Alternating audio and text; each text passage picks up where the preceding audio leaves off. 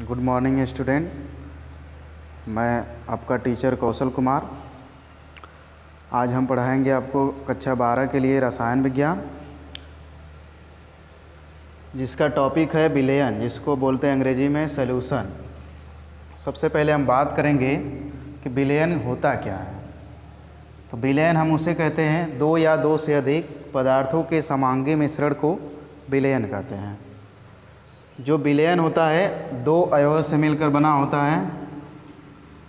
विलयन होता है जो दो अवयव से मिलकर बना होता है, विलेय प्लस विलायक। विलयन को बनाने में जिसकी मात्रा कम होती है उसे विलेय बोलते हैं, और जिसकी मात्रा अधिक होती है उसे विलायक बोलते हैं। अगर आपको कन्फ्यूजन होता है तो आप समझ सकते हैं इसमें 3 वर्ड हैं और इसमें 4 वर्ड हैं। तो जो कम है उसकी मात्रा कम होगा, और जो ज़्यादा है जिसमें ज़्यादा वर्ड है उसकी मात्रा ज़्यादा होगा। तो इस तरह से समझेंगे। खैर बस ये विलयन के बारे में कि विलयन क्या होता है, दो या दो से अधिक पदार्थों के समांगी मिश्रण को विलयन कहते हैं। विलयन जो होता है दो अवयव से मिलकर बना होता है, विलेय और विलायक। विलयन को बनाने में जिसकी मात्रा कम होती है उसे विलेय बोलते हैं, और जिसकी मात्रा अधिक होता है उसको विलायक बोलते हैं।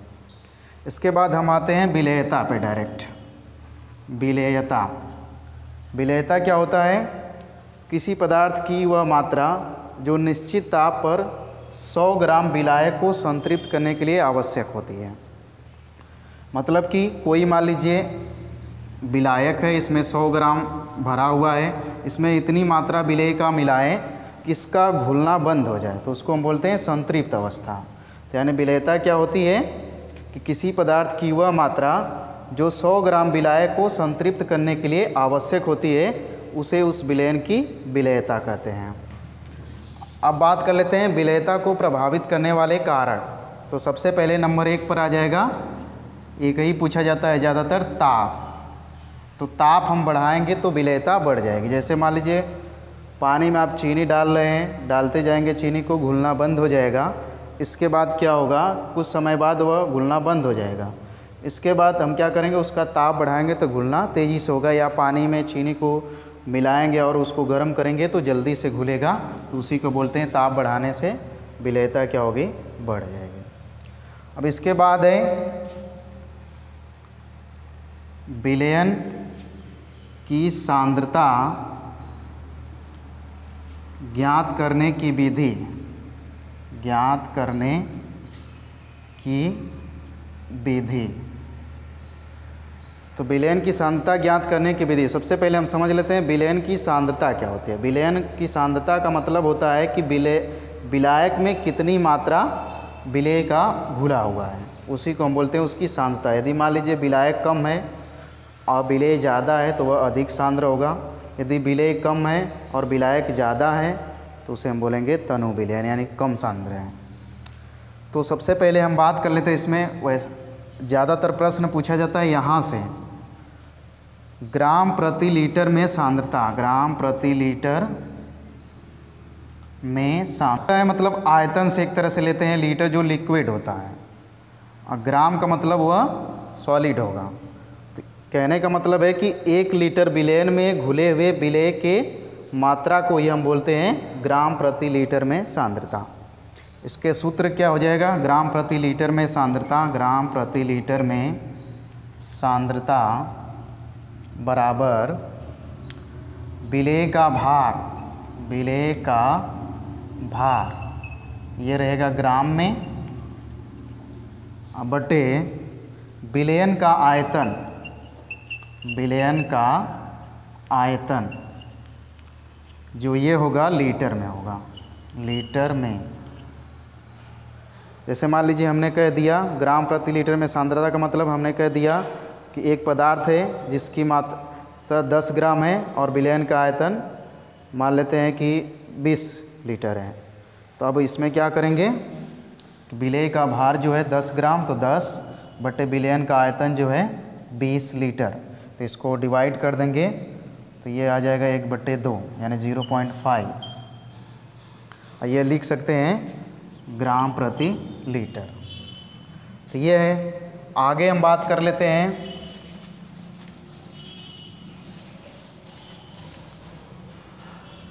नॉर्मलता की। यहाँ से आपका प्रश्न पूछा जाता है नॉर्मलता क्या होता है। 1 लीटर विलयन में घुले हुए विलेय पदार्थ के ग्राम तुल्यांकी भारों की संख्या को हम नॉर्मलता बोलते हैं। यानी 1 लीटर विलयन में घुले हुए विलेय पदार्थ के ग्राम तुल्यांकी भार की संख्या को हम बोलते हैं नॉर्मलता। तो इसमें क्या हो जाएगा सूत्र, विलेय का भार ग्राम में बटे तुल्यांकी भार गुणे आयतन लीटर में। अब इस पे न्यूमेरिकल हम बाद में एक बार कर लेंगे, लेकिन थोड़ा सा हम बता देते हैं यहाँ पे तुल्यांकी भार क्या होता है। तुल्यांकी जो भार होता है, कोई भी पदार्थ होगा उसके भार बटे संयोजकता। जैसे मान लीजिए संयोजकता, मान लीजिए हमने कह दिया कि सोडियम हाइड्रोक्साइड का तुल्यांकी भार क्या होगा, तो सोडियम हाइड्रोक्साइड इसका आप परमाणु भार को, सारे के परमाणु भार को जोड़ेंगे तो अणु भार बन जाएगा। जैसे सोडियम का परमाणु भार होता है 23 प्लस ऑक्सीजन का होता है 16 प्लस हाइड्रोजन का होता है 1, पूरे को जोड़ेंगे तो आएगा 40। तो यही होता है तुल्यांकी भार। जैसे मान लीजिए हमने कह दिया कि 500 ml में विलेय के 10 ग्राम घुले हैं और 10 ग्राम NaOH के घुले हैं। मान लीजिए ऐसे हम बोल देते हैं कि कोई भी विलयन है जिसका आयतन 500 ml है और उसमें सोडियम हाइड्रोक्साइड 10 ग्राम घुला है, तो विलेय का भार जो रख देंगे 10 ग्राम, तुल्यांकी भार आप यहाँ से निकाल लेंगे 40, और 500 ml यहाँ लीटर लिखा है तो लीटर ml को आप लीटर में चेंज कर लेंगे। फिर इसके बाद इसी तरह से आती है नॉर्मलता। नॉर्मलता ये हो गया, मोलरता की बात कर लेते हैं। मोलरता, इसको हम कैपिटल M से दर्शाते हैं। उसी तरह से परिभाषा बनेगा, 1 लीटर विलयन में घुले हुए विलेय पदार्थ के मोलों की संख्या। यहाँ पे थोड़ा सा परिभाषा आपका चेंज होगा। जैसे इसमें नॉर्मलता में क्या था कि 1 लीटर विलयन में घुले हुए विलेय पदार्थ के तुल्यांकी भारों की संख्या को हम बोलते हैं नॉर्मलता, लेकिन मोलरता में चेंज हो जाता है। होता क्या है कि 1 लीटर विलयन में घुले हुए विलेय पदार्थ के मोलों की संख्या को मोलरता कहते हैं। तो सूत्र यहाँ पे थोड़ा सा बदल जाएगा, यह नॉर्मलता का है, सेम टू सेम रहेगा। यहाँ पे मोलरता लिख देंगे, मोलरता कैपिटल M। यहाँ पे तुल्यांकी भार की जगह पे थोड़ा सा चेंज होगा, अणु भार हो जाएगा, अणु भार गुणे आयतन।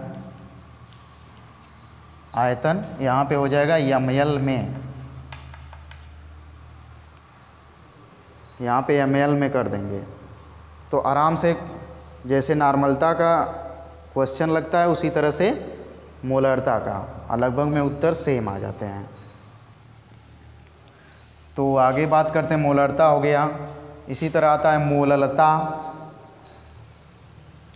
तो बात करते हैं मोललता की। मोललता को हम दर्शाते हैं स्मॉल m से, ठीक है। इसका भी परिभाषा सेम रहेगा, थोड़ा सा अंतर आता है। यहाँ पे जो आयतन होता है ml हम कर रहे हैं, वहाँ पे किलोग्राम हो जाता है। तो यानी हम कह सकते हैं कि 1 किलोग्राम में घुले हुए विलेय पदार्थों के मोलों की संख्या को मोललता कहते हैं। अब यहाँ पे आयतन जो ml में था वो हो जाएगा किलोग्राम में, kg में, बस।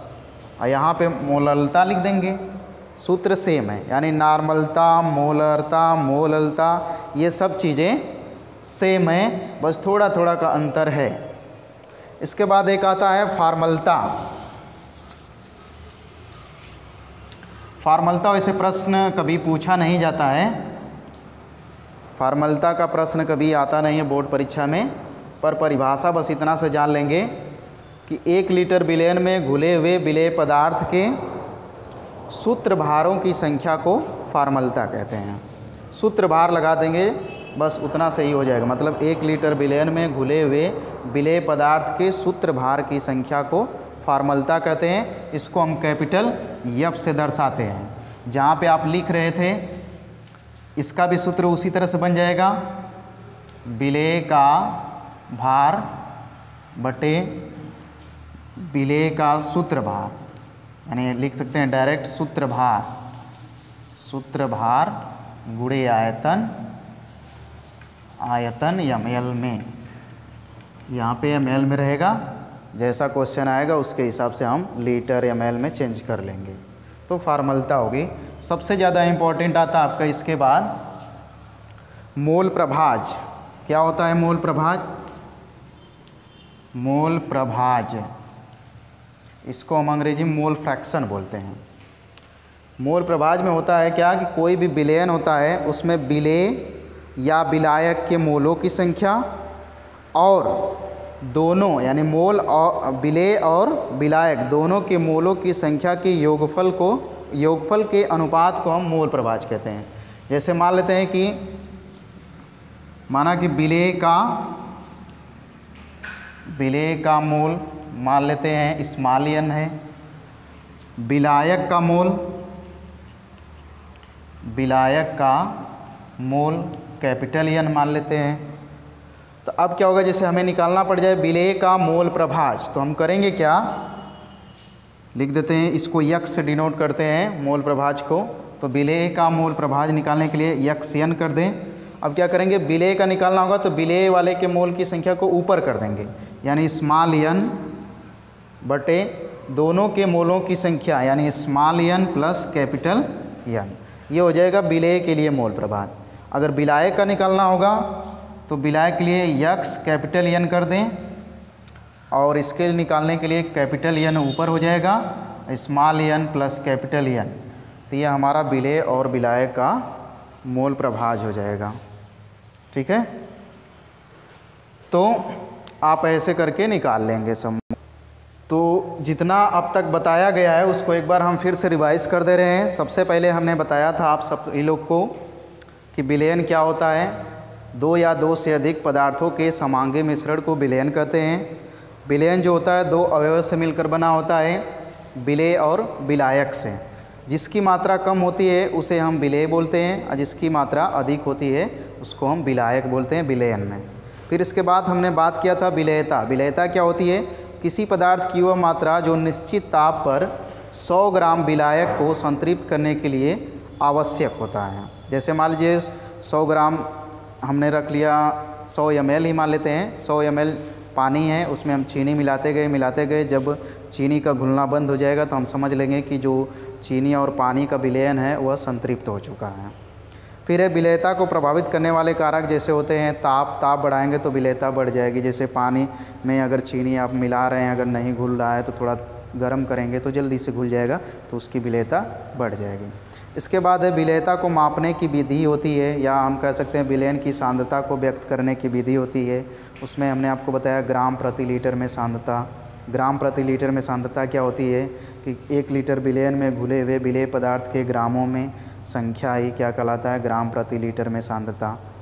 फिर इसके बाद बात आई थी नार्मलता। नार्मलता क्या होता है, 1 लीटर विलयन में घुले हुए विलेय पदार्थ के तुल्यांकी भारों की संख्या को हम बोलते हैं नार्मलता। इसको हम कैपिटल N से दर्शाते हैं। सूत्र आपको बताए थे, नार्मलता बराबर विलेय का भार बटे तुल्यांकी भार गुणे आयतन लीटर में करके। फिर इसके बाद आया था मोलरता। मोलरता क्या होती है कि 1 लीटर विलयन में घुले हुए विलेय पदार्थ के मोलों की संख्या, जहाँ पे आप कर रहे थे नार्मलता में तुल्यांकी भारों की संख्या, वहाँ पे मोलों की संख्या कर देंगे, मोलरता हो जाएगा। इसको हम कैपिटल M से दर्शाते हैं, जिसको अंग्रेजी में मोलैरिटी बोलते हैं। इसके बाद बात किए थे मोलरता के बाद मोललता का। मोललता में थोड़ा सा पॉइंट आपको नोट करना है कि जो हम 1 लीटर बोल रहे थे वहाँ पे आपको बोलना 1 किलोग्राम विलायक में घुले हुए विलेय पदार्थ के मोलों की संख्या को हम बोलते हैं मोललता। इसको हम स्मॉल m से दर्शाते हैं। इसका हमने फार्मूला आपको बताया था, विलेय का भार बटे अणु भार गुणे आयतन किलोग्राम में। फिर इसके बाद आपका बताया गया फार्मलता क्या होता है, जो कि फार्मलता बहुत इंपॉर्टेंट नहीं है, फिर भी उसको हम जान लेते हैं बस परिभाषा से कि 1 लीटर विलयन में घुले हुए विलेय पदार्थ के सूत्र भारों की संख्या को हम बोलते हैं फार्मलता। अब फार्मलता जो होता है उसका सूत्र बस वहाँ पे जहाँ पे अणु भार कर रहे थे वहाँ पे कर देंगे सूत्र भार, फार्मूला बन जाएगा। सबसे इम्पोर्टेंट आता है, पिछली बार पेपर में पूछा गया था इससे प्रश्न, मोल प्रभाज से। मोल प्रभाज की परिभाषा होती है कि विलयन में उपस्थित विलेय या विलायक के मोलों की संख्या और दोनों के, यानी विलेय और विलायक दोनों के मोलों के योगफल के अनुपात को हम बोलते हैं मोल प्रभाज। यानी कि हम कह लें, जैसे मान लेते हैं विलेय का मोल अगर हो गया स्मॉल एन मान लिए, विलायक का मोल मान लेते हैं कैपिटल एन हो गया। हमें किसी का निकालना होगा, जिसका भी हमें मोल प्रभाज निकालना होगा, पहले उसके मोलों की संख्या को ऊपर कर देंगे, डिवाइड कर देंगे दोनों को ऐड करके। उसी तरह यहाँ पे विलायक का अगर हमें पता करना है तो कैपिटल एन को कर देंगे और यहाँ पे दोनों के मोलों की संख्या को जोड़ देंगे। इस तरह से ये बस हम आज आपको केवल परिभाषा और सूत्र बताए हैं। इसका न्यूमेरिकल अगले क्लास में होगा, सारे का एक तरफ से हम यहाँ पे लिख देंगे और आप उसको पढ़ करके एक एक चीज़ का हम बता देंगे। आज के लिए बस इतना ही, धन्यवाद।